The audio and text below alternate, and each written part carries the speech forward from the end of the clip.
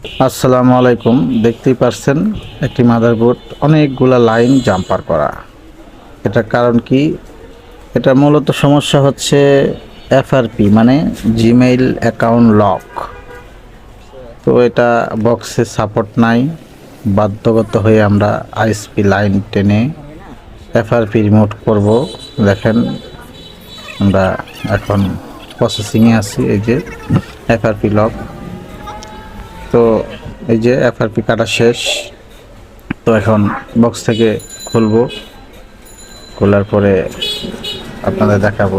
লাইনগুলো আগে রিমুভ করতে হবে, তো লাইনগুলো এখন রিমুভ করতেছি। বাস কাজ শেষ, রিমুভ করা শেষ। একটু ক্লিন করে নিলাম। তো এখন ফিটিং করব। ফিটিং করার পরে ফোনটি চালু করে দেখব। এই যে চালু হয়েছে দেখেন।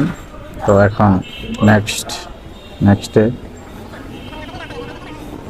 তারপরে এই দেখেন এফআরপি নাই।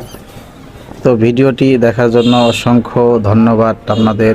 আমরা প্রতিনিয়ত এরকম এফআরপি স্ক্রিন লক কেটে থাকি। সবাই ভালো থাকবেন, সুস্থ থাকবেন, আমাদের পাশে থাকবেন।